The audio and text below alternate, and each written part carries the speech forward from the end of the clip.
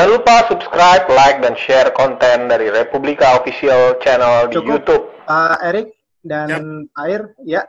Ya, kalau begitu kita masuk di materi sesi kedua dulu. Nanti selanjutnya kita bisa lanjutkan lagi diskusinya. Materi kedua ini akan disampaikan oleh narasumber kedua. Kepada Pak Erik Adi Saputra, kami persilakan. Kami persilakan Pak Erik. Ini benar-benar kocak ini ya. Iya gitu Pak Erik ya. Baik, Bapak Ibu yang berbahagia, Assalamualaikum warahmatullahi wabarakatuh. Waalaikumsalam warahmatullahi wabarakatuh. Alhamdulillahirabbil alamin. Puji syukur kepada Allah Subhanahu wa taala kita bisa diberikan kesempatan bersilaturahmi secara online lewat Zoom. Mudah-mudahan yang kita lakukan hari ini membawa kebaikan selalu dan kebaikan itu tentunya bermanfaat buat kita, keluarga kita, apalagi di bulan Ramadan. Terima kasih untuk Republika, terima kasih untuk Coach Ir sudah berbagi, terima kasih Bapak Ibu yang sudah mau bergabung di acara kita ini. Lancar rezeki, mudah urusan, dan COVID-19 semoga bisa segera berlalu. Amin. Amin. Alamin. Karena saya bisa paham bagaimana Coach Ir yang biasanya mengisi in-house training kemana-mana di seluruh wilayah Indonesia, jadi harus sementara break untuk mengisi online. Ya. Dan saya yakin juga bapak-bapak sekalian, bapak-ibu sekalian yang biasa, Dr. Risma biasa mengisi success skill atau interpersonal skill dalam satu training juga harus melakukannya secara online. Bapak Ibu yang berbahagia, izinkan saya sharing tentang teknik menerobos alam pikiran bawah sadar audiens lewat media online. Baik, bagi Bapak Ibu yang pertama kali ketemu, nama saya Erik Adi Saputra, boleh panggil Mas Erik boleh, Pak Erik boleh, silahkan. Saya lahir besar di Sibolga, Sumatera Utara. Kayak gini, mesti audiens akan tanya, suku apa? Dari keluarga ayah, Pak D saya pernah cerita kalau kakek buyut saya itu dari Barling Mas Cakep, Banyumas Purbalingga, Kebumen Cilancap, Purwokerto. Nenek di Agung, Jawa Timur. Keluarga ibu, kakek dari Tapanuli Selatan, Marga Nasution, nenek dari Padang, Marga Tanjung. Jadi suku saya 4. Istri saya, ayahnya Sumbawa Besar, ibunya Madura. Jadi anak-anak kami anak Indonesia. Karena Indonesia, Jogja, karena Jogja itu istimewa. Ya, boleh. Terima kasih Bapak Ibu ya. Bapak Ibu, kalau dengar Radio Republik Indonesia, ada acara inspirasi hari ini dan pelangi inspirasi. Kalau inspirasi hari ini itu kadang ditayangkan di setiap radio itu berbeda-beda. Ada yang sehari 3 kali, ada yang sehari 4 kali, ada yang kadang-kadang melihat kondisinya. Saya mengisi acara inspirasi di Radio Republik Indonesia. Tapi sepertinya kalau saya lihat wajah Bapak Ibu, ini kayaknya bukan pendengar RRI. Ya. Baik, tahu wajah pendengar RRI itu jelas, sudah sepuh ya, kayak Pak Kurun lah, itu RRI banget.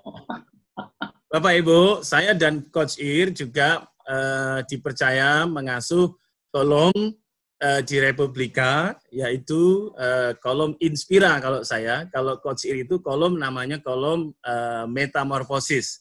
Jadi setiap Kamis hari ini saya pasti akan sebentar lagi diteror oleh salah satu staf Republika untuk segera menyampaikan tulisan. Dan sampai saat ini saya berbicara, saya belum tahu apa yang saya mau tulis. Mudah-mudahan kalau ketemu dengan Bapak Ibu secara online, saya akan dapat inspirasi, nanti insya Allah tulisannya bisa memberi inspirasi. Bapak Ibu yang berbahagia, aktivitas dalam masyarakat, saya memang berpikir bahwa sebaik-baik manusia itu adalah dia punya manfaat buat orang lain. Dan yang paling membanggakan, saya ketua kelas sejak SD sampai pasca sarjana. Nah ini memang luar biasa. Kalau di forum komunikasi pemerhati radio, saya di Dewan Pakar, penasihat forum pemerhati radio, 2020 sudah dipilih lagi, tinggal menunggu lantikan dari Jakarta, keburu COVID-19. Jadi agak ke pending sebentar, dan alhamdulillah bersilaturahmi pada banyak orang di Indonesia, dan terima kasih Pak Nur Hasan, Pak Bambang, Pak Gurun yang mempercayai salah satu bisa sharing untuk Republika.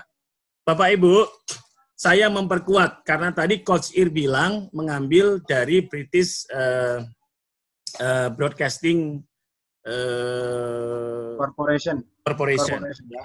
Nah, kalau tadi adalah konsultannya, kalau ini penyiarnya langsung, kalau ini adalah hostnya langsung, namanya Larry King. Dia juga punya buku banyak. Larry King ini ngomong gini, you cannot talk to people successfully if they think you are not interested. Jadi, kita tidak akan pernah sukses berbicara kepada audiens atau kepada orang lain kalau kita tidak menunjukkan ketertarikan berbicara. Bapak Ibu bisa lihat, kalau Bapak Ibu rapat, pimpinan rapat itu bergairah tidak berbicaranya. Atau dosen di lingkungan kampus Bapak Ibu, kalau ngomong bersemangat tidak menyampaikan omongannya. Jangan-jangan ketika disuruh materi, menyampaikan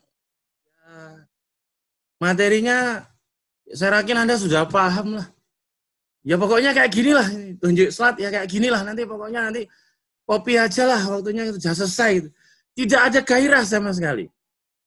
Kalau orang itu menyampaikan tidak ada kegairahan yang positif, maka audiensnya akan bergairah. Kata Larry King, berapa menit untuk menunjukkan orang itu tertarik? Ternyata orang itu tertarik, Bapak Ibu. Ini luar biasa. Itu adalah 4 menit pertama. Jadi 4 menit. Kalau kita ngomong 4 menit orang kok masih diam, orang kok nggak respon, orang kok tidak senyum, orang kok tidak ekspresif, berarti ada yang salah dari pembicaranya. Solusinya adalah Bapak Ibu ganti pemain. Jangan dilanjutkan dulu. Bapak Ibu ganti. Contoh, ini contoh. Saya partner sama misalnya Pak Bambang, ya Pak Bambang. Saya partner sama Pak Bambang. Saya ngomong 4 menit, audiens itu sudah tidak tertarik dengan saya. Ciri-ciri tidak tertarik itu kalau di online, 1, Bapak Ibu, pertama ya, audiens kemudian mencoba menghilangkan wajahnya di layar. Wajahnya sudah tidak terlihat. Kalau audiens sudah tidak menunjukkan wajahnya di layar, itu salah satunya pertama, karena memang dia tidak tertarik. Yang kedua, bisa jadi karena kondisinya baru bangun tidur, jadi kuliah sehingga ingin terlihat oleh dosennya. Nah, ini menarik. Apalagi Bapak Ibu, yang perlu kita perhatikan lagi, sudah videonya kayak gini, lalu statusnya begini. Status yang ada di namanya adalah begini. Kira-kira menurut Bapak Ibu, apa yang terjadi pada saya? Saya diam kayak gini. Bapak Ibu bisa lihat foto saya ya. Bapak Ibu bisa lihat foto saya? Bisa? Pak Teddy bisa lihat, Pak Teddy? Pak Teddy lihat foto saya, Pak? Ya. Ya, tulisan di bawah nama saya apa, Pak Teddy? Kok nggak kelihatan ya? Pak Teddy mungkin di scroll ke bawah. Oke, gini. Sekarang saya tutup. Connecting, Pak. Nah, slide-nya sekarang saya tutup dulu, Bapak Ibu. Sekarang Bapak Ibu lihat ada foto saya di situ. Ada ya? Ada, ganteng. Ya, tulisan di bawah foto itu apa?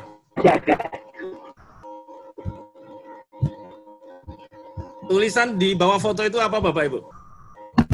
Connected. Tulisannya connecting. Ini Bapak Ibu, kalau mahasiswa, saya tinggal kasih foto, tulisan connecting, saya tinggal tidur. Dosen akan berpikir mahasiswanya gagal connect. Padahal sebenarnya saya sudah masuk. Cuman Bapak Ibu melihat nama saya connecting. Karena Bapak Ibu berpikir saya nggak dapat sinyal. Jadi orang dalam kondisi-kondisi ngomong online itu banyak strategi yang dia lakukan. Supaya terlihat bahwa seolah-olah memperhatikan, tapi dia sebenarnya tidak memperhatikan.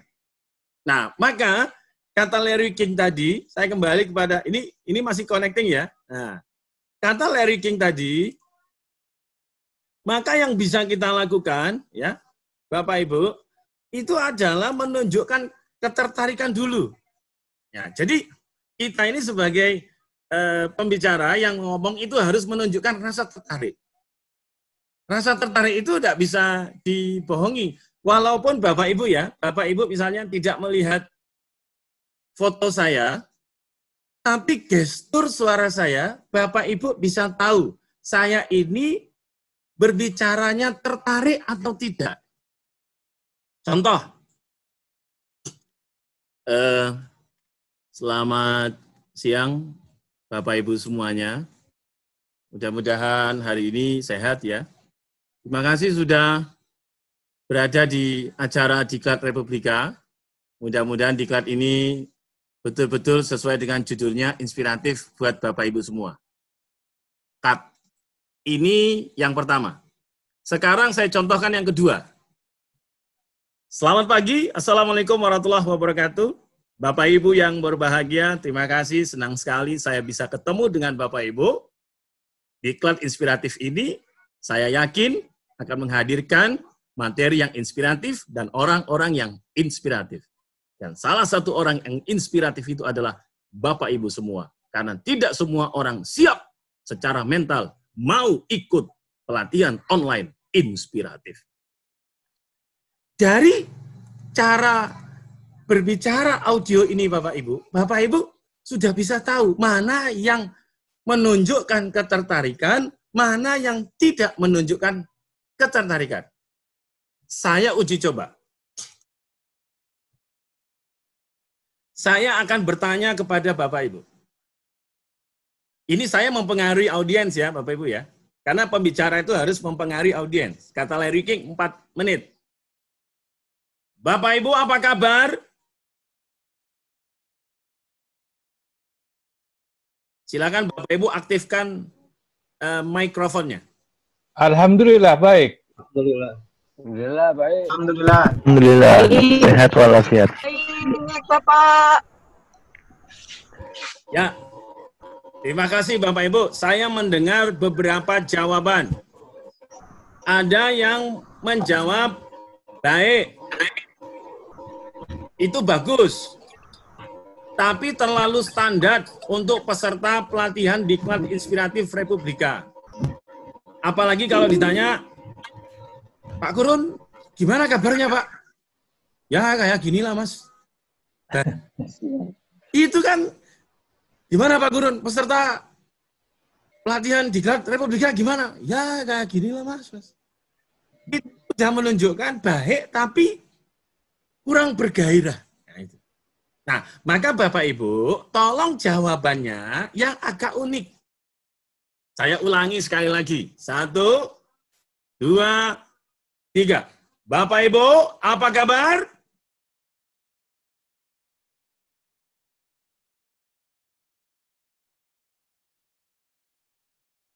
Bapak Ibu, apa kabar?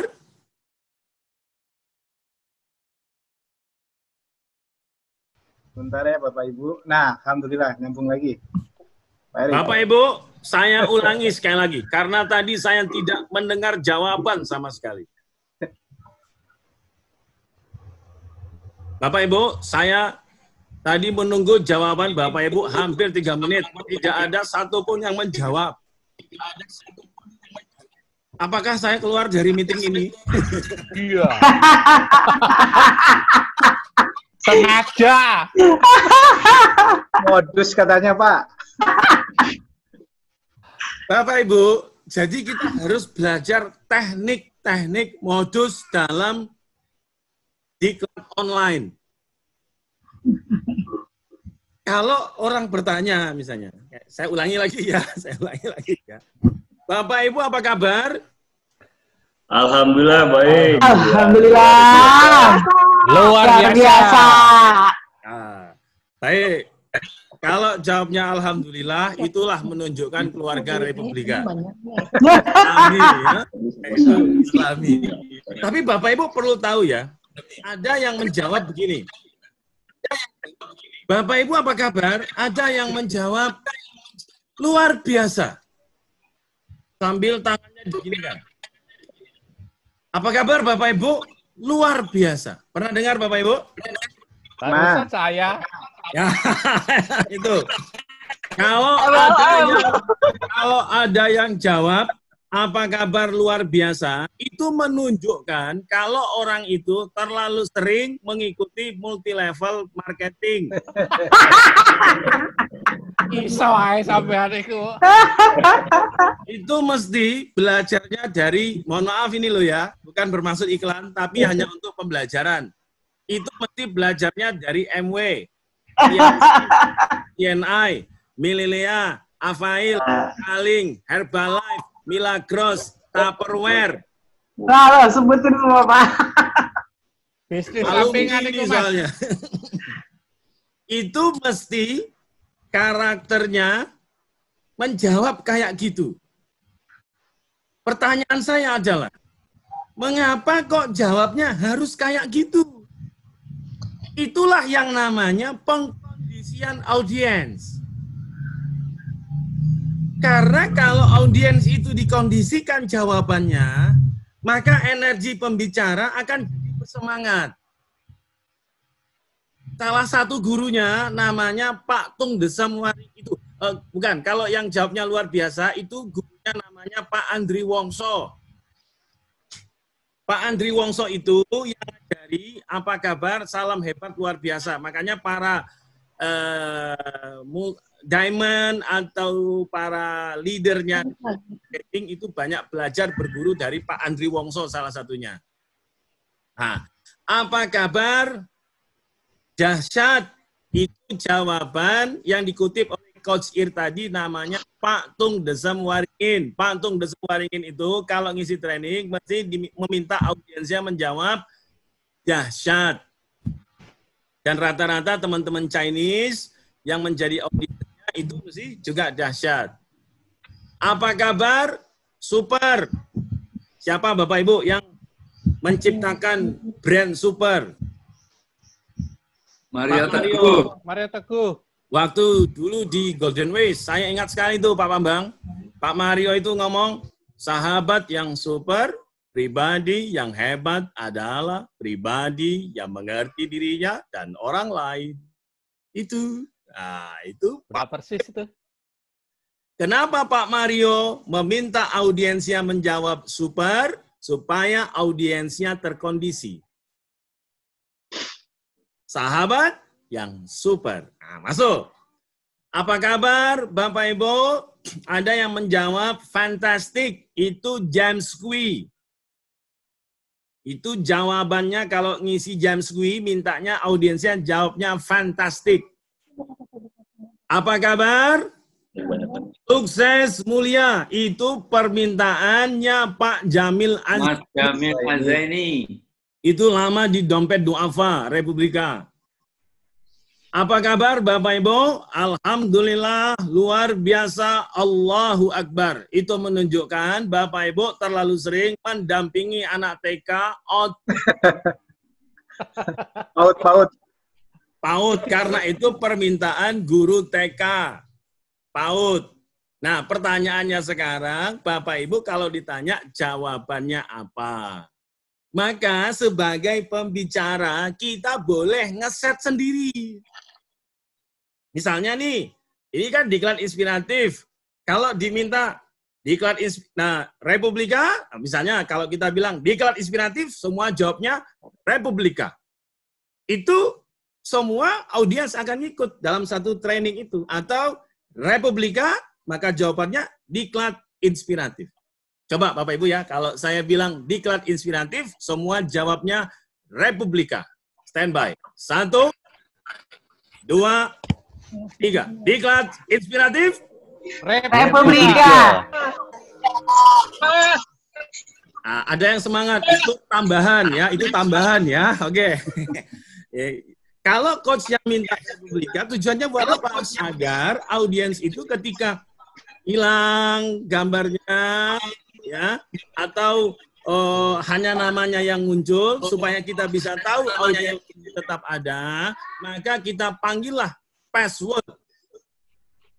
Diklat inspirasi. Republika. Nah, dengan cara seperti itu, maka nanti akan tetap terjaga energinya. Bapak Ibu, kita yang membuatnya, contoh ya, contoh. Apa kabar? Saya ke Rumah Sakit Pusat Angkatan Udara. Saya ngisi training di sana tahun 2014. 6 tahun lalu.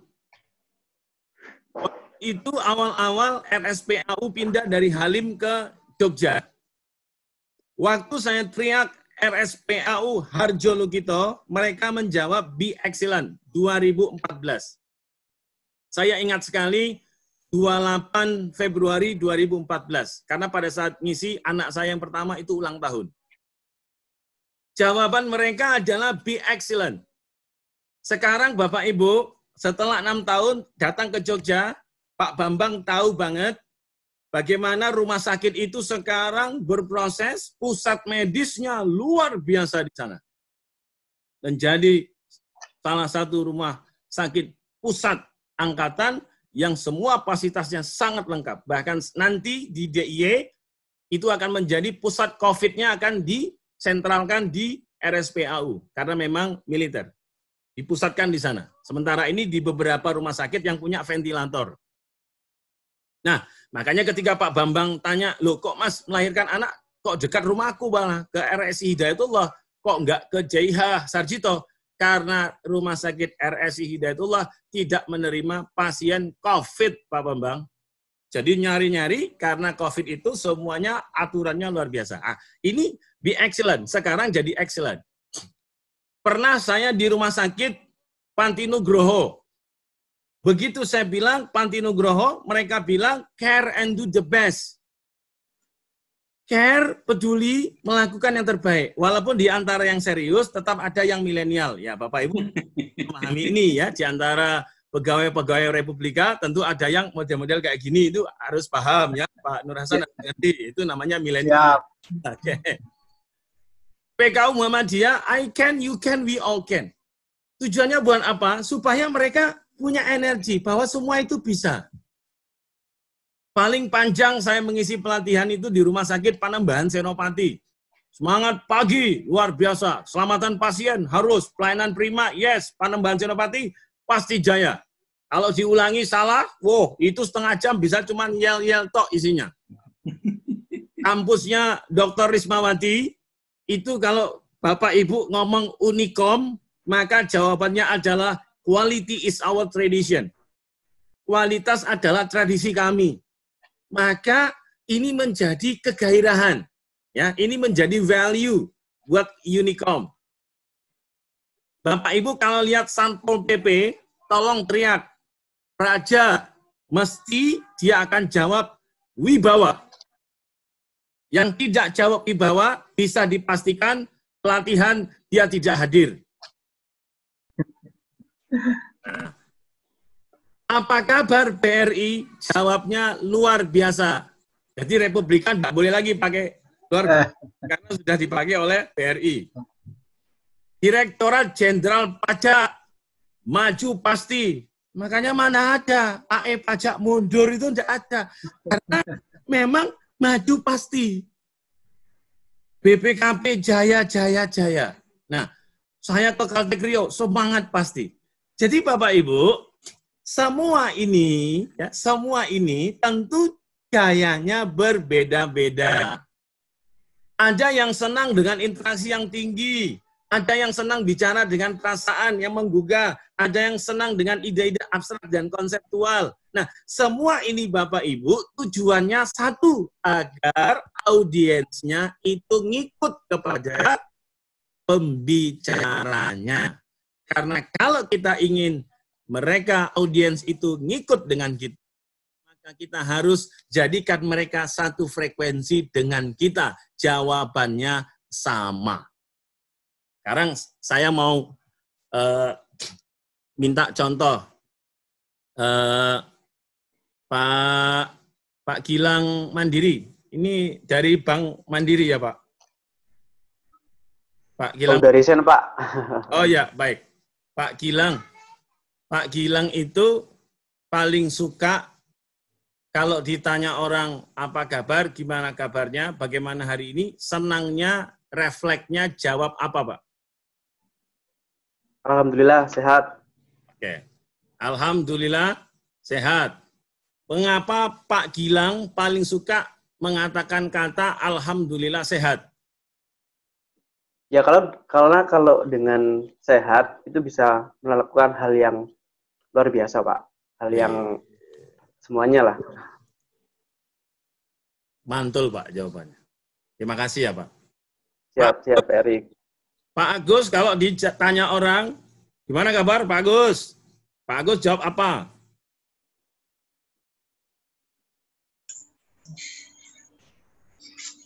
Baik. Hanya itu, Pak? Iya. Oh ya, sudah, Pak.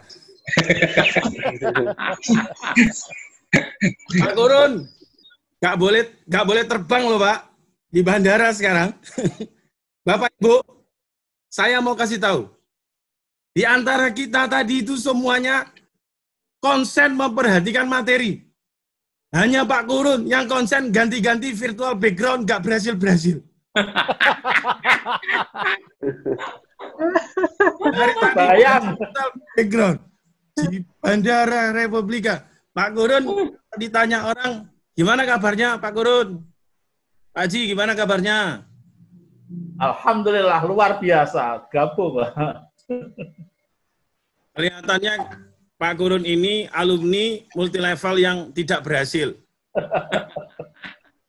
Kalau Bu Zaki, gimana jawabannya, Bu? Bu Zaki? Alhamdulillah. Alhamdulillah. Terima kasih. Pak Teddy?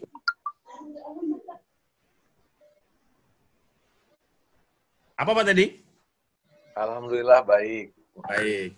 Pak Wahyu Suryana, yang foto-fotonya luar biasa.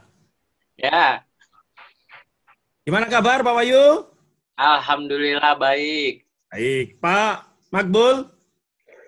Alhamdulillah baik. Oke. Orang Betawi, Pak. Oh iya, ya. Oke, baik. Mas Lembah Purnamadi.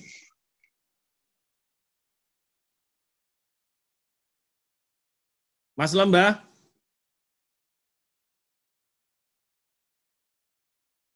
Mas Lembah?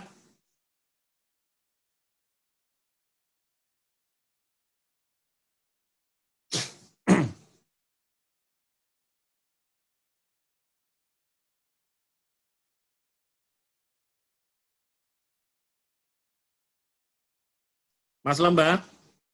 Trik lagi. Kalau ini keluar beneran ini. Ini keluar beneran nih. Gara-gara acting akhirnya keluar beneran. Mas Lembah, jawabannya apa? Dalam, Pak. Ya, Mas. Jawabannya apa, Mas? Mas Lembah, apa kabar, Mas? Alhamdulillah sehat. Ada penelitian yang tidak bisa dibuktikan kebenarannya. Jawaban itu ternyata menunjukkan kematangan ekonomi seseorang, Bapak Ibu. Pak Ripto, apa kabar Pak Ripto? Alhamdulillah sehat, Mas. Alhamdulillah. Kalau Pak Haji Ahmad Abdurrahman, mana kabar Pak Haji?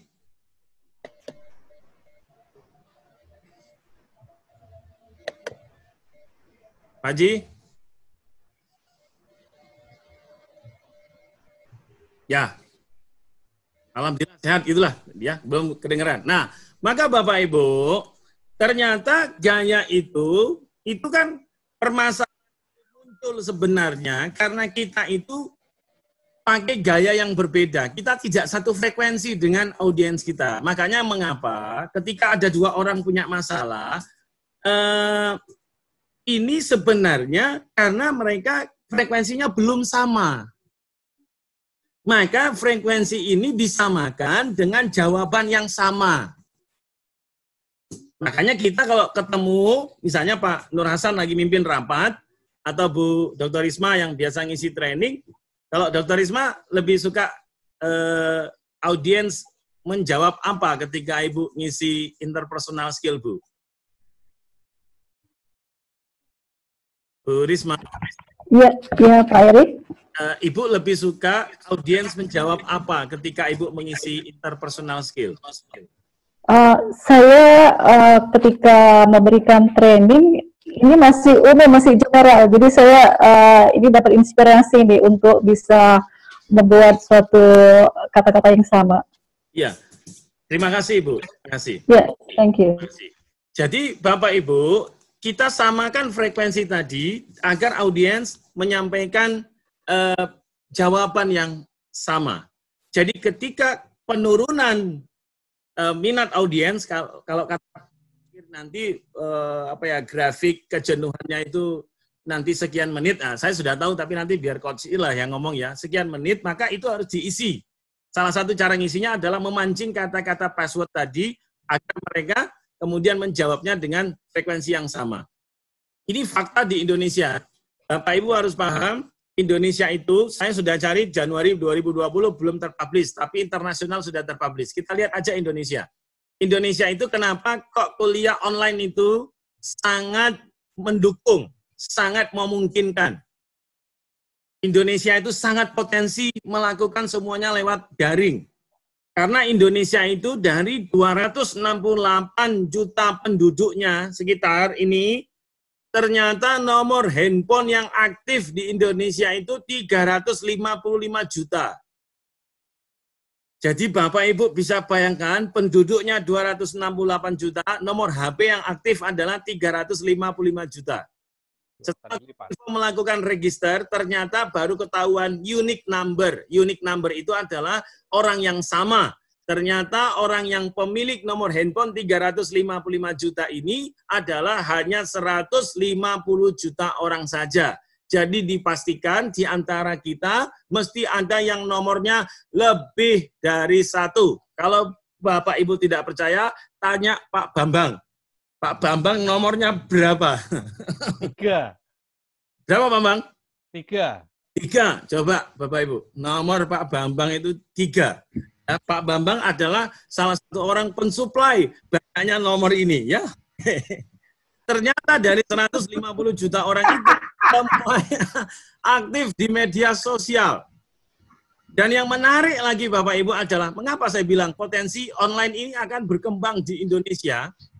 Karena pertama, kampus, ini informasi saja Bapak Ibu ya. Saya kemarin itu, Bu Risma, itu ikut rapat Hardiknas pimpinan perguruan tinggi di DIY. Nah, salah satu kepala lembaga dikti, Prof. Didi Hazari, Kemdikbud, itu menyampaikan, beliau membaca satu artikel yang terkenal di Amerika yang menyatakan ternyata Amerika Serikat itu, universitas-universitas besar di Amerika Serikat baru berani menerima kuliah secara luring, kuliah tatap muka secara normal pada pertengahan tahun 2021. Sekarang, hampir semua kampus di Indonesia sudah memberlakukan masa paling dekat kuliah online sampai semester ini. Bahkan, Kemdikbud sudah menyampaikan kampus harus siap kalau semester depan pun melakukan kuliah online. Ini adalah rencana B, plan B. Kalau tidak terjadi, alhamdulillah, semoga tidak terjadi. Tapi kalau hal ini terjadi, maka kampus sudah harus siap melakukan kuliah online akan lebih panjang karena masuk di semester kedua COVID menurut info mereka. Saya berdoa mudah-mudahan tidak. Karena orang-orang kayak kita ini Orang Indonesia ini sukanya bertemu, ngobrol di kopi Klotok, kalau enggak ketemu atau di mie Aceh. Kalau kayak gini terus, saya sulit ke Jakarta karena nagih janjinya Pak Hasan mau ngajak saya makan mie Aceh di Pasar Minggu atau di Kemang. Ini enggak bisa terjadi. Kita berharap tidak. Tetapi kalaupun, mohon maaf Bapak Ibu, ini kan kita harus siapkan dengan plan.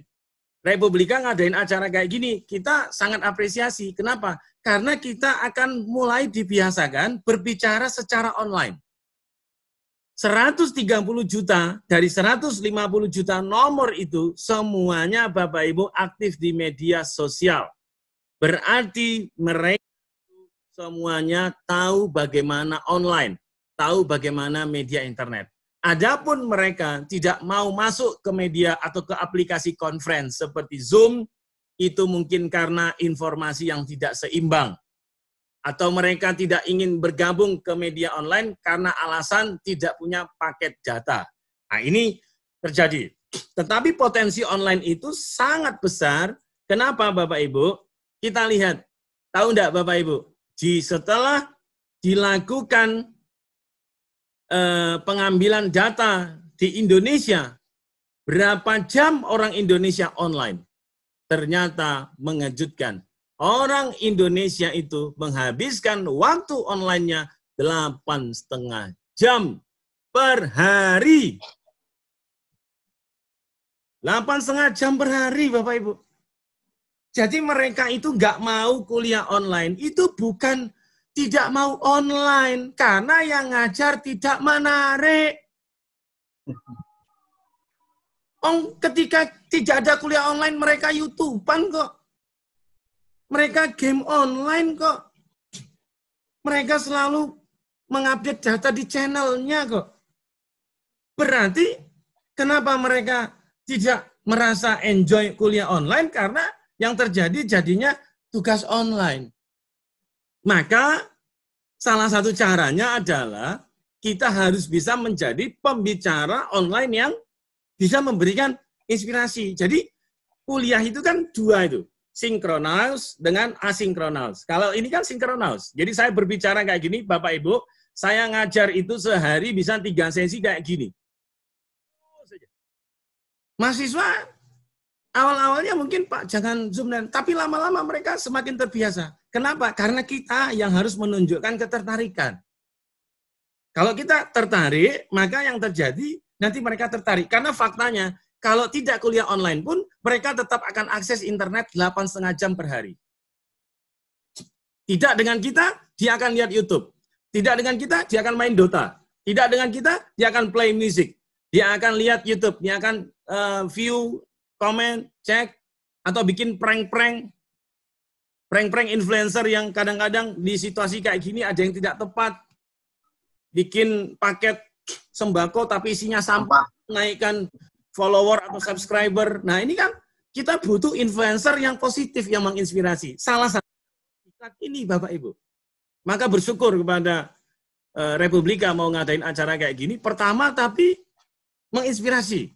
Jadi makanya kenapa tidak ada alasan orang itu tidak online. Karena data menunjukkan orang Indonesia itu online 8,5 jam. Kalau mahasiswa tidak mau online, berarti dia malas. Karena kalau tidak online dengan Bapak Ibu, dia akan online dengan yang lain. Nah, maka kondisi kayak gini, dalam dunia digital, ini bukan masalah niat. Ini adalah masalah dampaknya. Ketika salah mempublish, salah mengunggah, apa yang terjadi Bapak Ibu? Akhirnya orang akan tahu.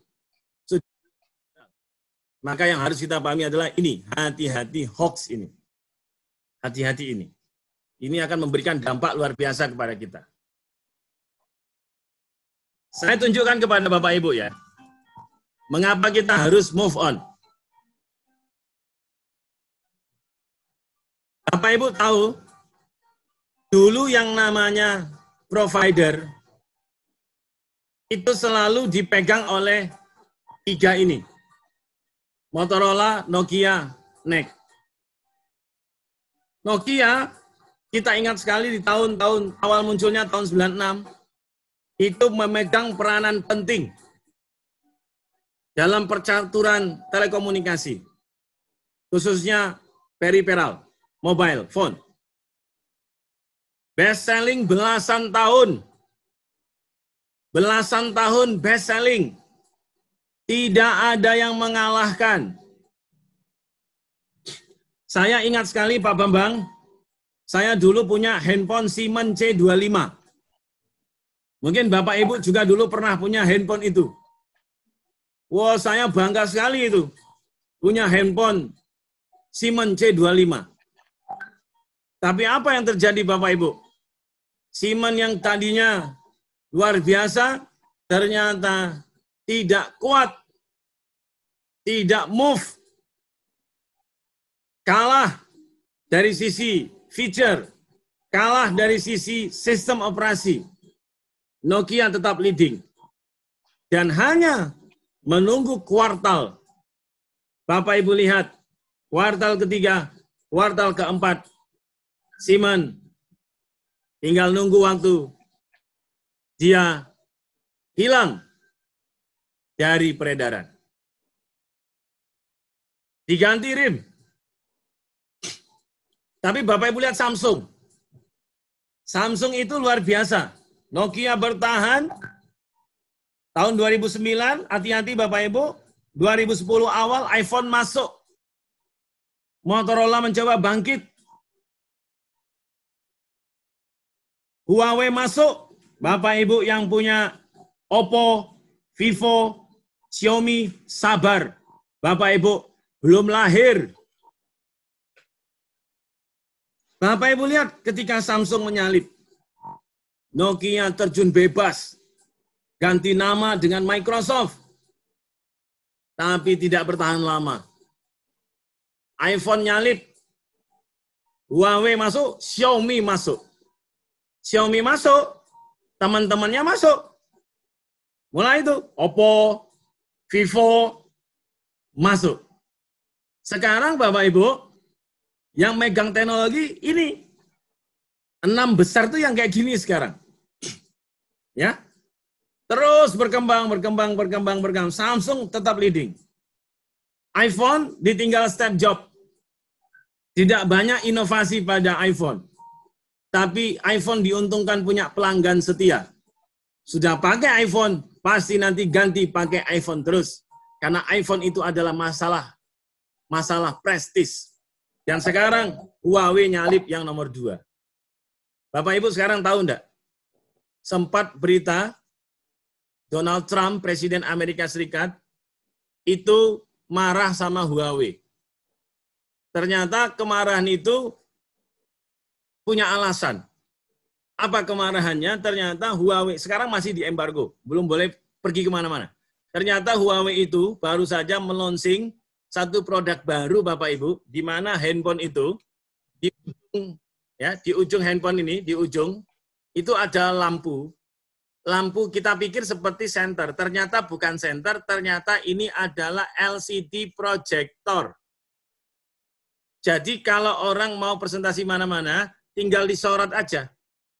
Pakai tripod, Bapak Ibu letakkan handphonenya, koneksi pakai Bluetooth, kemudian sorot, jadi tidak usah pakai bawa LCD, handphone ini sudah jadi LCD. Kalau tidak ada tripod, ya minta Pak Kurun lah, megangin sampai selesai lah, misalnya begitu.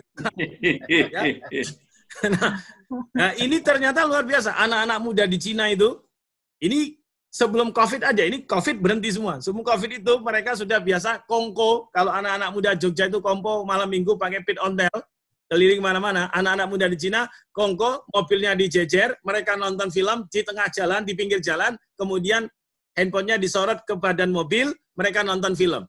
Handphonenya di sini sudah ada layar LCD-nya. Ini sudah terjadi saat ini. Tapi luar biasa Bapak Ibu, COVID-19 datang. Hikmah terbesarnya seorang dokter dari Jombang, teman saya, Dr. Ferry, mengupload satu status di WhatsApp. Dia mengatakan, awal-awal tahun saya berpikir era revolusi industri 4.0 akan membuat kita melek dengan teknologi. Semua kita akan maju cepat dengan teknologi yang sangat tinggi. Saya baru sadar, ternyata saya tidak diajarkan bagaimana melek teknologi. Saya hanya diajarkan bagaimana mencuci tangan dengan benar. Saya diajari bagaimana keluar pakai masker. Saya diajari bagaimana menjaga kesehatan. Inilah dampak hikmahnya. Nah, maka Bapak Ibu, betapa pentingnya orang move on. Ya, sama seperti bayi. Bayi itu Bapak Ibu, kalau Bapak Ibu lihat ada bayi. Bayi itu kalau kita minta tepuk tangan, itu jelas tidak semudah kita tepuk tangan.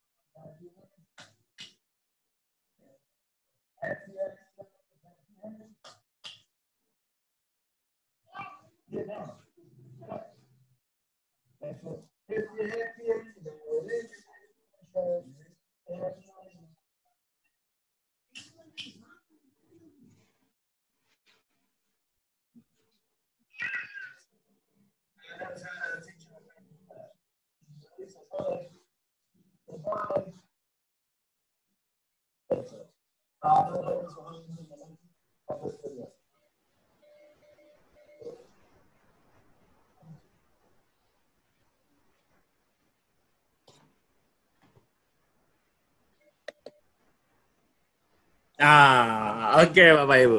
Bapak Ibu, kalau ternyata video yang Bapak Ibu tampilkan itu tidak berjalan dengan sangat lancar, maka Bapak Ibu caranya gini. Caranya adalah kalau kuliah online atau presentasi online, ambil link YouTube-nya, ya, ambil link YouTube-nya, kemudian Bapak Ibu pindahkan ke chat. Nah, minta kasih link YouTube-nya itu. Kemudian Bapak Ibu kasih waktu peserta 3 menit untuk menontonnya terlebih dahulu. Supaya kita, karena gini, karena koneksi kita tidak sama. Karena koneksi kita tidak sama, maka nanti penerimaan videonya bisa saja tidak sama. Maka solusinya, Bapak Ibu video yang mau ditampilkan, ambil linknya, kemudian letakkan di sini, lalu peserta silahkan play, Bapak Ibu sambil istirahat sebentar 3 menit. Saya tunggu, nah baru setelah itu Bapak Ibu komen, minta respon dari mereka. Karena tidak semua bisa tayang secara langsung lewat video. Ya. Nah, maka Bapak Ibu, ternyata mempengaruhi audiens itu setelah saya belajar NLP, ya, baru saya paham, oh ternyata cara mempelajari pikiran orang itu ternyata Bapak Ibu yang namanya manusia itu dianugerahkan oleh Allah, dia punya otak. Betul Bapak Ibu ya? Manusia itu punya otak ya.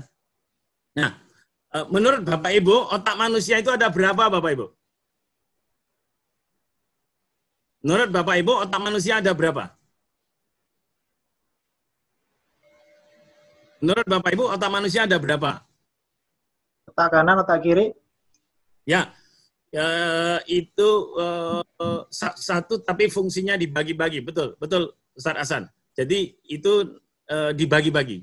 Tadi saya sebenarnya ingin memancing Bapak Ibu jawabnya 2 dulu.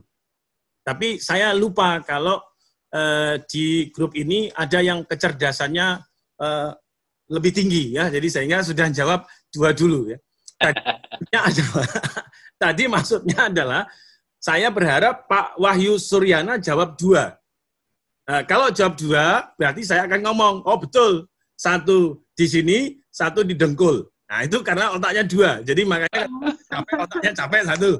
Tapi karena audiens di sini ada yang salah satunya Ustadz pakar juga, ya sudah Bapak Ibu. Inilah namanya pemateri kalah aura dengan audiensnya. Nah itu namanya itu. Nah tapi kembali lagi seperti yang Pak Ir katakan tadi, kita harus move lagi. Nah, move lagi.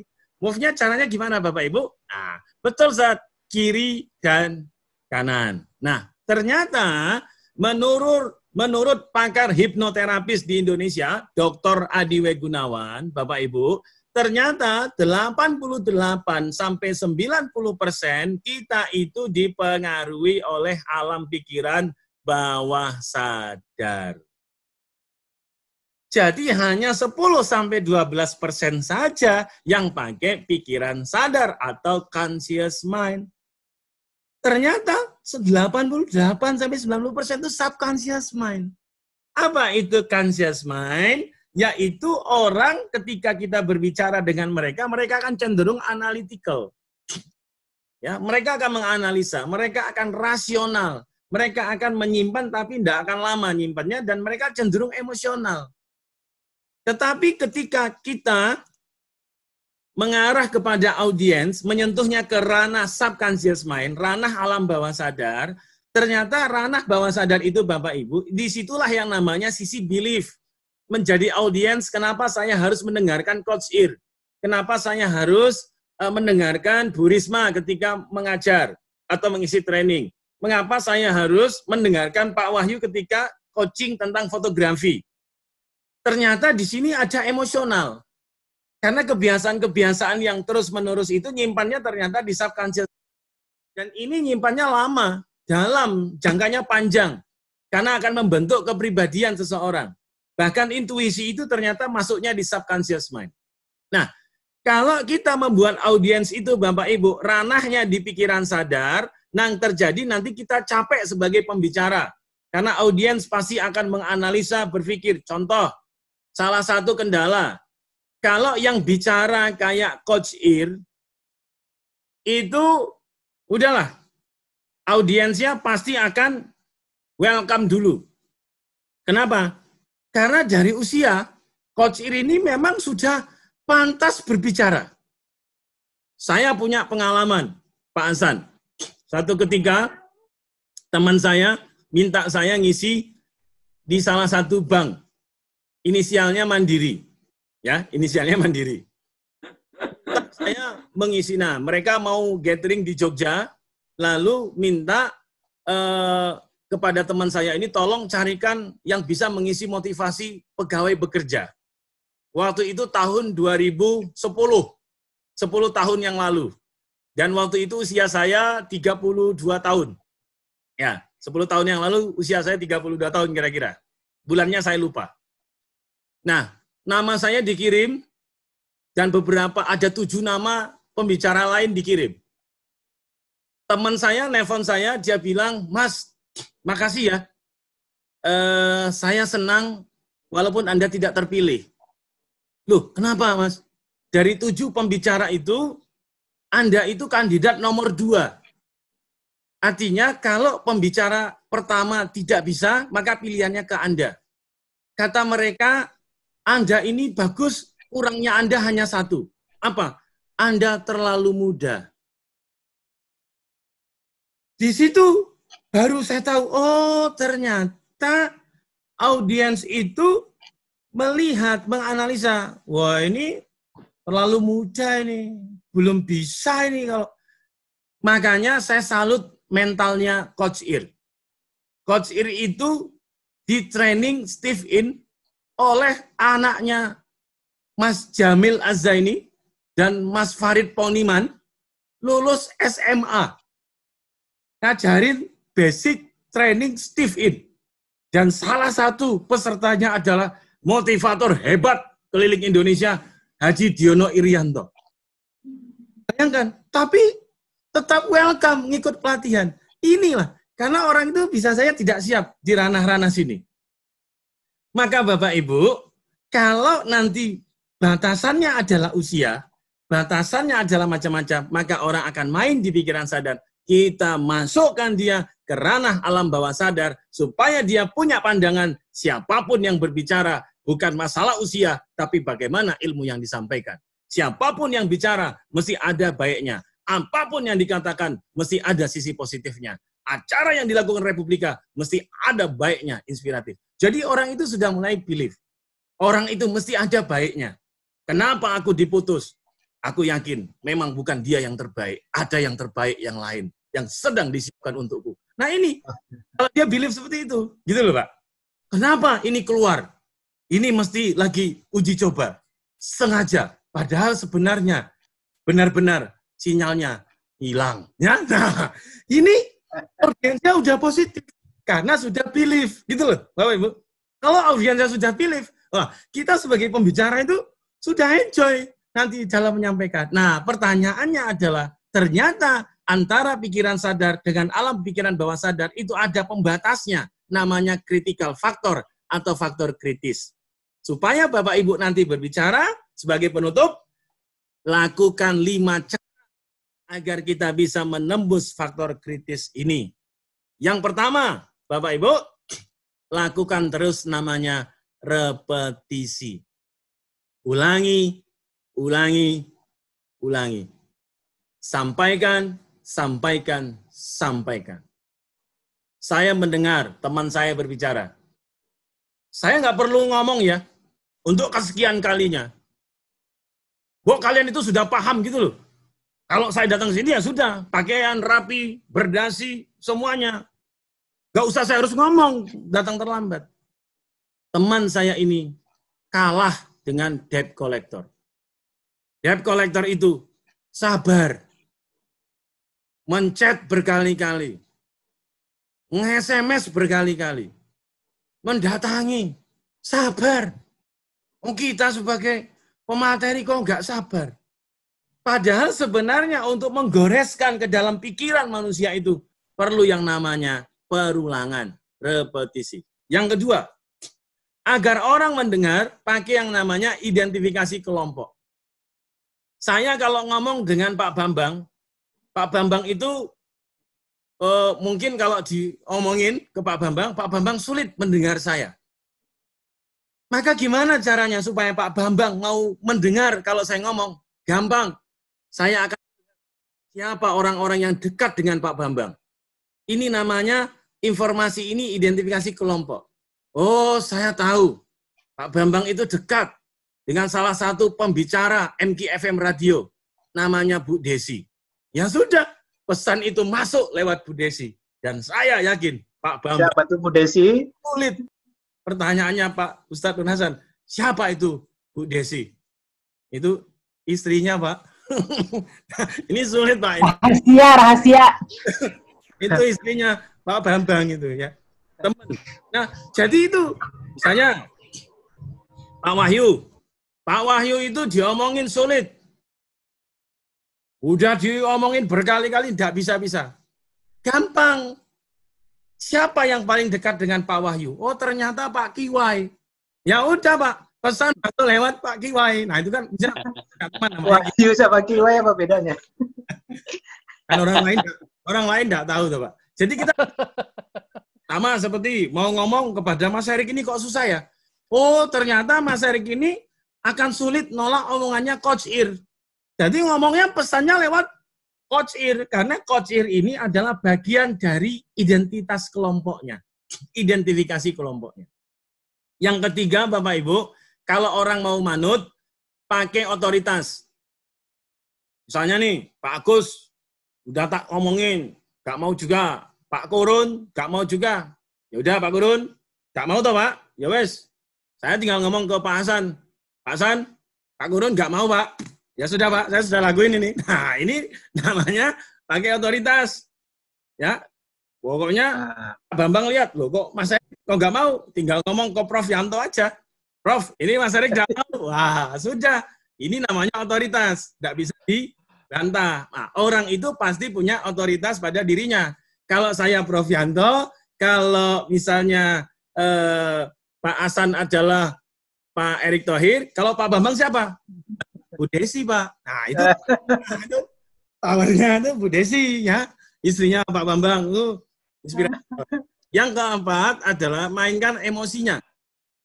Emosi itu gimana caranya? Tadi, kalau orang mau manut dengan pembicaranya, kita bisa kasih door prize. Door prize itu bisa dengan cara memberikan. Atau yang kedua, kalau mahasiswa apa? Dicatat NIM-nya, dicatat namanya, dikasih poin tugas. Di-share, oke, kamu dapat bonus ya untuk tugas. Oh, dia akan emosi, Pak, kuliah itu. Oke, yang bisa jawab, Ibu catat NIM-nya masuk dalam tugas. Nah, emosi. Atau melakukan sesuatu yang mereka suka. Misalnya mau minta tolong saya, nggak bisa, gampang caranya. Pak Bambang tinggal ngomong, Mas Erik, ayo, mie Aceh bentar yuk. Wah, Begitu ngomong mie Aceh, wah saya udah nggak bisa nolak saya. Pandunya keluar ya. Mie Aceh itu bagi saya emosional. Datangnya bawa mie Aceh, wah udah. Saya angkat tangan, saya akan ngikut. Kenapa? Emosional saya sudah kena. Nah, yang kelima, penutup, relaksasi mental. Jadi orang itu, audiens itu harus dibuat dalam kondisi rileks. Pembicara itu harus bersahabat. Pembicara itu harus enjoy. Audiensnya akan merasa tidak nyaman ketika pembicaranya juga tidak nyaman. Maka Bapak Ibu, audiens itu kembali kepada kita. Kalau kitanya berenergi positif, maka energi positif itu akan mantul lagi kepada mereka. Dan itu Bapak Ibu yang saya sampaikan, sudah 1 jam, dan tidak terasa toh, Bapak Ibu? Sudah 1 jam? Gak kerasa. Pak Bambang enak aja bilang gak kerasa. Kerasa Pak ini Pak, ya, oke? Baik, Bapak Ibu, Pak Hasan, Bu Risma, Pak Ustadz Ahmad Abdurrahman, dan Bapak Ibu semuanya, itu yang bisa saya sharing dulu. Kalau nanti ada mau sharing, silahkan. Saya kembalikan kepada host kita, Ustadz Nur Hasan Murti Aji. Terima kasih. Wabillahi taufik wal hidayah. Wassalamualaikum warahmatullahi wabarakatuh. Waalaikumsalam. Waalaikumsalam warahmatullahi wabarakatuh. Luar biasa, luar biasa. Kita tepuk tangan dulu ya, pakai reaction ya, applause ya. Silakan. Sambil nunggu terima kasih nih Pak Erik ya, luar biasa. Sambil menunggu sesi berikutnya, mungkin ada baiknya kita merenggangkan otot-otot nih, otot tangan, otot kaki, mungkin udah pegel duduk terus ya. Silakan kami kasih waktu 3 menit lah, 3 menit sampai jam 11.05. Kita akan masuk ke pemateri berikutnya. Silakan. Kalau mungkin ada yang ke kamar belakang, tapi jangan kamar belakang rumah orang lain ya. Kamar belakang di masing-masing ya. Silakan. Sambil mungkin sedikit kami sampaikan. Jadi acara Diklat Inspiratif ini kami adakan, memang ini untuk yang pertama kali secara online. Tapi secara offline-nya sudah 4 kali, 3 kali di Jogja, 1 kali di Jakarta, di kantor Republika, dan ini yang pertama secara online. Awalnya saya mengira kalau secara online sepertinya nggak akan bisa se-relax ketika kita melakukan secara offline ya, tapi ternyata justru dengan secara online kita lebih menjadi fokus nih, menurut saya nih. Nggak tahu nih, Bapak Ibu sekalian, apakah merasakan hal yang sama dengan saya? Jadi yang saya rasakan ketika kita secara online gini, kita akan jadi lebih fokus, dan mungkin kelemahannya memang karena menariknya para peserta, jadi pegel-pegelnya setelah selesai acara nih. Setelah pemateri menyampaikan sesuatu, baru kerasa, wah ya ini betul-betul juga ya, jadi ternyata 1 jam tanpa gerak, kita fokus di depan laptop atau di depan desktopnya masing-masing. Jadi ternyata asik juga, enjoy juga, Diklat, tapi dengan cara online. Bisa izin ya, kamar belakang izin. Silakan Pak Ahmad, mungkin ada. Oh ya, Pak Ahmad mau keluar ya, baik silakan. Izin, ya. Ya baik. Kamar belakang. Baik, sambil menunggu sekitar 1 menit lagi, mungkin Bapak Ibu ada yang mau ditanyakan kepada Pak Erik atas pemaparan materi tadi, kami persilakan. Sambil menunggu kita mulai di sesi kedua. Bisa acungkan tangan, sampaikan tangan, raise your hand.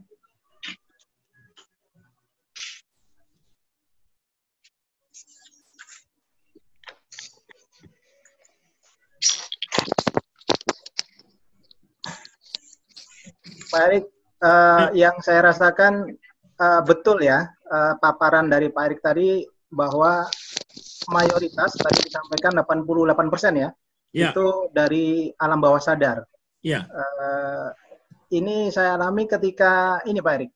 Terus terang saya juga sebenarnya bingung juga mencari penyebabnya. Jadi ketika saya, contoh aja yang sederhana, ketika saya jadi imam nih, sholat di keluarga gitu ya, saya membacakan ayat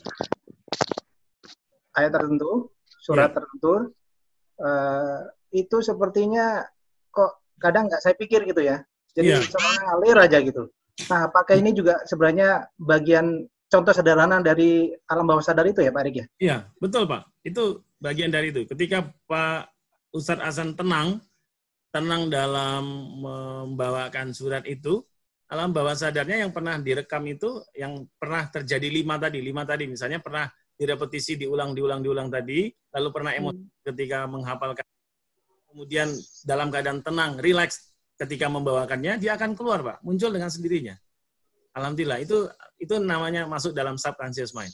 Tapi kalau kita sudah mulai rasional, misalnya melihat nih Pak, saya pernah juga Pak Hasan, waktu zaman saya mahasiswa lah, zaman mahasiswa, saya di Sagan toh, posnya, nah saya mau jadi imam, itu masih mahasiswa tuh Pak Hasan. Nah, saya sudah dapat hafalan baru ini Pak. Saya, umum saya, ada wanita yang, tetangga RT yang potensial lah, bagus-bagus ini. Wah, saya mengeluarkan bacaan baru itu Pak. Akhirnya bola balik salah itu. Karena sudah rasional, sudah rasional ya. Ya, sudah berharap dipuji, oke. Mas Ari kok ngaca itu. Akhirnya balik lagi qul huwallahu ahad akhirnya. Karena tadi sudah salah itu. Karena saya tidak rileks, Pak. Karena saya punya tendensi. Tapi kalau Ustaz Hasan tadi enjoy gitu, dia kepanggil dia. Betul banget itu. Jadi memang saya rasakan ketika misalkan contoh ketika mengimami sholat dan kita nggak mikir di luar yang lain ya, kita fokus langsung Allah itulah ya. Itu memang kayaknya ngalir aja itu bacaan-bacaan kita gitu ya. Ngalir. Bahkan saya juga kadang bingung sendiri. Itu kok bisa ya tadi selesai sampai ayat terakhir gitu misalnya. Relax itu Pak. Surprise juga dari situ. Relaksasinya dapat ya. Oke. Jadi contoh sederhana dari ketika rasional itu berarti memikirkan sesuatu yang di situ dia berharap imbal orang lain, pujian itu juga sebenarnya bagian dari rasional di situ ya. Iya, karena saya melakukan, saya dapat apa? Saya mengerjakan, nanti saya baca, apalagi di belakang saya ketika ngimami mertua saya, wah itu saya antara bacaan dibagus-baguskan dengan dipanjang-panjangkan kan muncul Pak, rasionalitasnya muncul ini. Wah ini enggak sukses nanti dijadikan menantu enggak ini gitu. Tapi kalau kita relax ternyata lebih keluar. Bapak Ibu sekalian, mungkin ada yang ingin bertanya, memperdalam dari paparan Pak Erik tadi, silakan. Pak Teddy. Baik, Pak Teddy, silakan. Ya, terima kasih. Silakan, Pak Hasan. Mas Erik, gimana kalau ini orang yang kita ajak komunikasi sudah a priori dulu dengan kita gitu? That's right. Itu apa karena masalah berbeda pandangan ataupun karena ada beberapa permasalahan kerja dan lain sebagainya. Ini bagaimana mempengaruhi mereka yang sudah a priori dulu lah dengan kita. Jadi udah pasti dia mah kayak gitu kalau bicara. Itu, Mas. Terima kasih. Terima kasih, Pak. Pak Erik.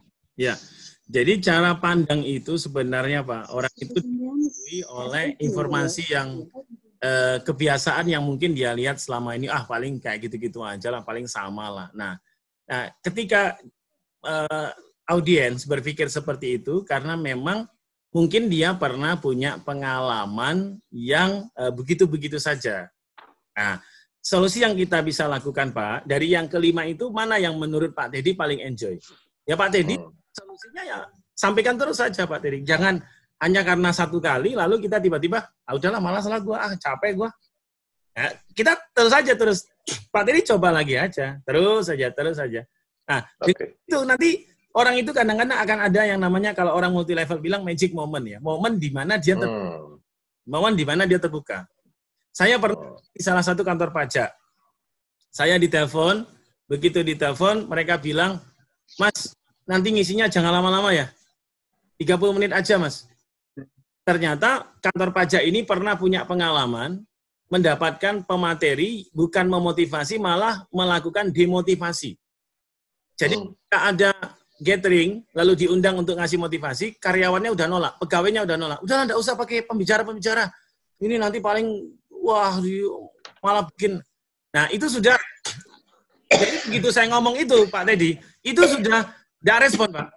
Ke saya itu sudah merasa, bahwa ini sama aja, pembicara motivator sama aja ini. Nah, saya lakukan, saya tidak boleh kepancing dengan a priori mereka, saya harus tetap pada energi positif saya. Kamu kan belum tahu banyak.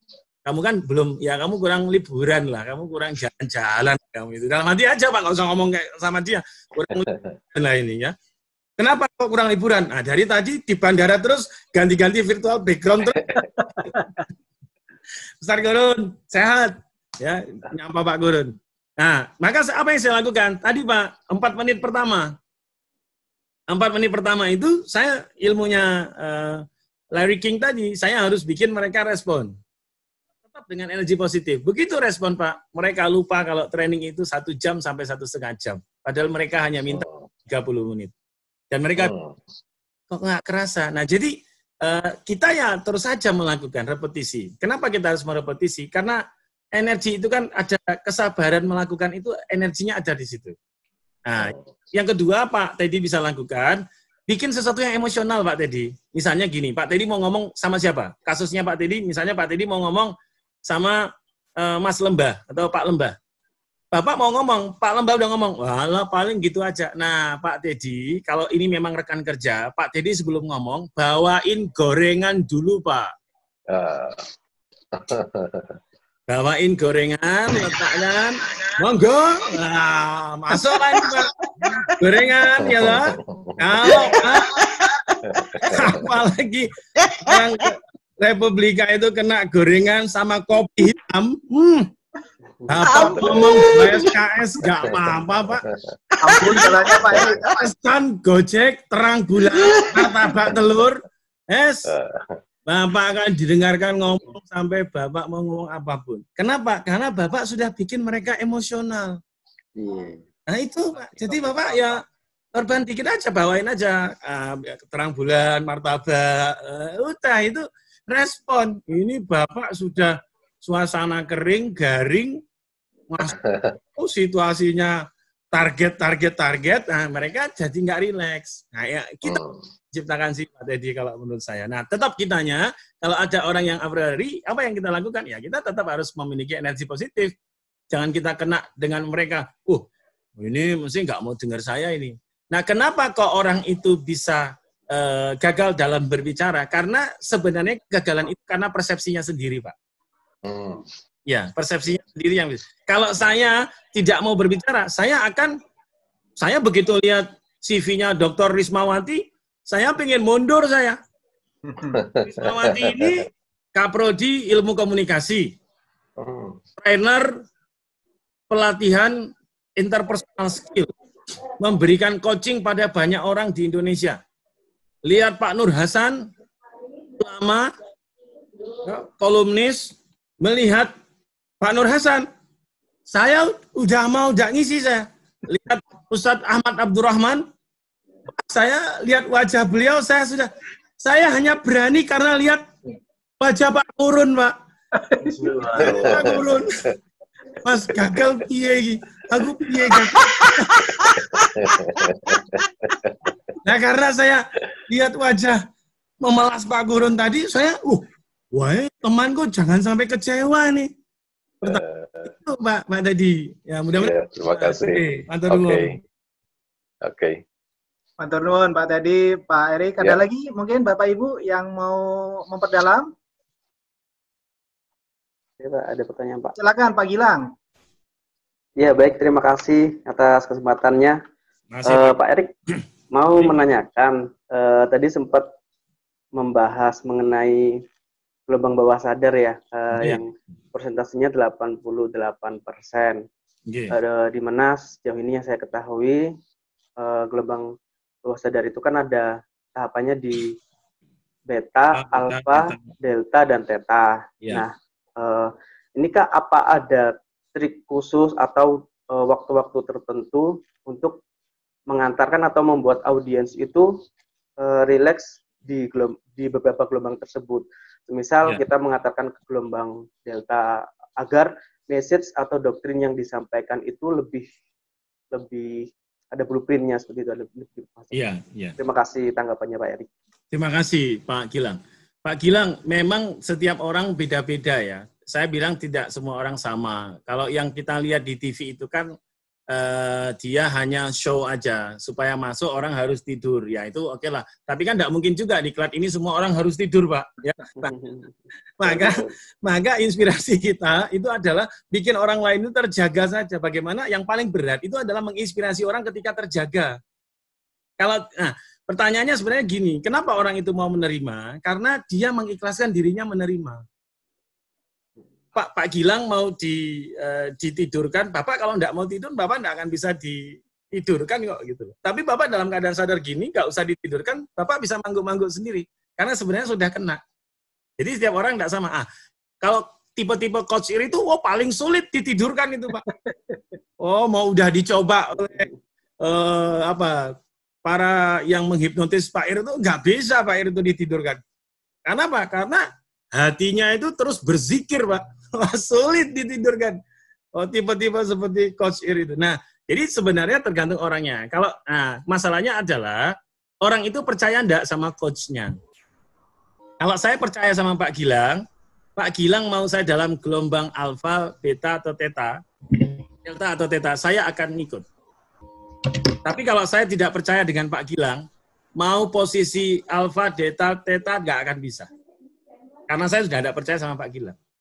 Maka kenapa yang seperti ini kalau dalam ilmu NLP, orang itu harus trust dulu, Pak.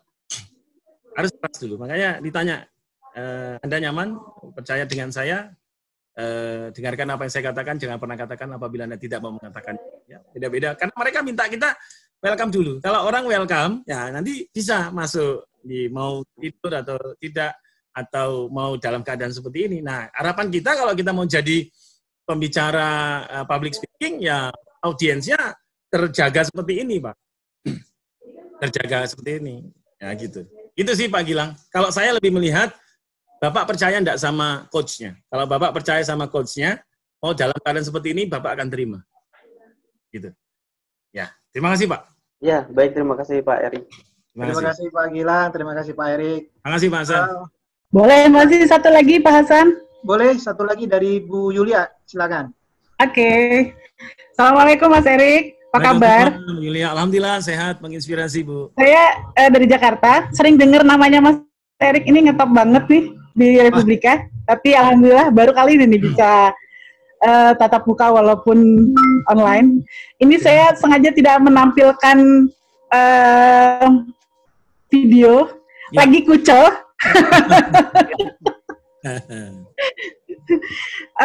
Gini pertanyaannya, tadi kan Mas Erik sampaikan ya, berbicara di depan orang-orang yang hebat gitu. Nah, bagaimana kita mengatasi rasa kurang percaya diri yang mungkin muncul karena kita harus berbicara di depan orang-orang yang luar biasa hebat. Itu aja sih. Makasih Mas Erik. Baik, terima kasih Bu Yulia Ningsi. Kalau saya berbicara di depan orang-orang hebat tuh begini, saya hanya doanya jelas. Rabbi shrah li sadri wa yassir li amri wahlul 'uqdatam min lisani yafqahu qawli. Sudahlah, kalau Allah mengizinkan berbicara, mau audiensnya anak TK, anak SD, TK, bahkan yang apa, kalau mereka memang Allah mengizinkan kita akan didengarkan, Maka yang pertama adalah keyakinan itu. Jadi kalau saya yakin sekali, mantap sekali dalam training apapun, saya akan selalu berdoa seperti itu. Karena saya yakin kita ini sebagai perantaranya saja. Nah, yang kedua adalah saya mulai meyakinkan diri saya akan menyampaikan apa yang saya bisa dan saya menyampaikan apa yang saya tahu, dan apa yang saya sampaikan belum tentu audiensnya juga tahu walaupun audiensnya lebih tua dari saya. Yes. Karena yang namanya pembelajaran itu bukan masalah tua dan muda. Pembelajaran itu adalah orang itu wisdom. Alhamdulillahnya saya makin pede karena usia saya sudah di atas 40 tahun. Kalau usia tahun itu orang sudah bisa menerima lah usaha. Tapi waktu usia saya 28, Bu Yulia, 25, 28, usia 30, wah itu tantangan berat buat saya untuk meyakinkan audiens bagaimana mereka mendengarkan saya. Tapi apa yang saya lakukan? Yang saya lakukan adalah energi positif tetap saya jaga.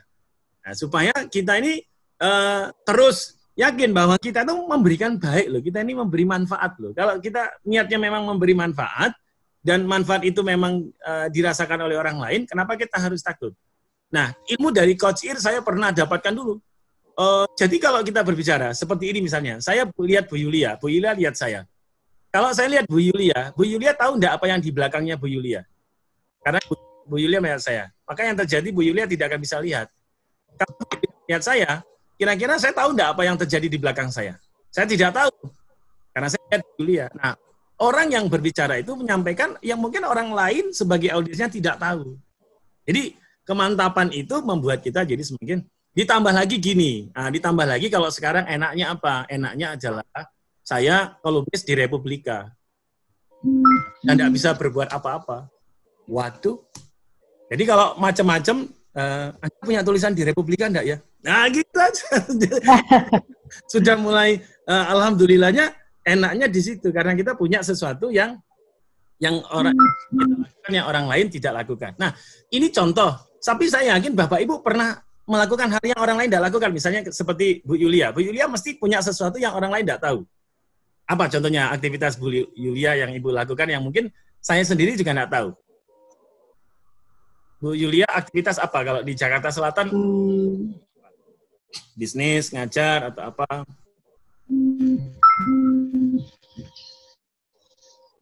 Jualan gorengan. Masih karyawan, Mas. Oh, karyawan. Ya, aktivitas lain selain apa yang hobi Bu Yulia apa hobinya? Hobi Bu Yulia? Ngaji. Oh, ngaji. Apa? Mengaji. Oh, mengaji. Nah, itu ilmu mengajinya. Mungkin yang lain bisa. Saya hobi sharing sebenarnya. Halo Mas Erik. Halo, ya. Mas Erik, saya hobi sharing sebenarnya, menularkan kebaikan yang saya punya menurut saya. Itu tidak semua orang mau dengan mudah memberikan kebaikan. Barang siapa. Yes, itu dia masalahnya. Kebaikan itu dia masalahnya. Kebaikan juga. Itu inspirasinya Bu, hal jazaul ihsan ilal ihsan. Kebaikan yang dilakukan seseorang itu nanti balasannya tidak ada lain adalah kebaikan juga. Jadi Ibu kebaikan. Amin. Luar biasa, Bu. Terima kasih. Ya. Terima kasih Bu Yulia pertanyaannya. Terima kasih Pak Erik. Terima kasih Om Hasan. Sama-sama. Bisa nanya lagi nggak? Bolehkah pertanyaan disimpan dulu? Karena ada satu sesi lagi yang akan disampaikan oleh Pak Irianto. Nanti akan ada sesi pamungkas ya, mungkin di belakang mau bertanya apa aja terhadap dua pemateri yang sebelumnya sudah memaparkan materinya. Terima kasih Pak Erik, kita kasih aplaus untuk Pak Erik. Terima kasih.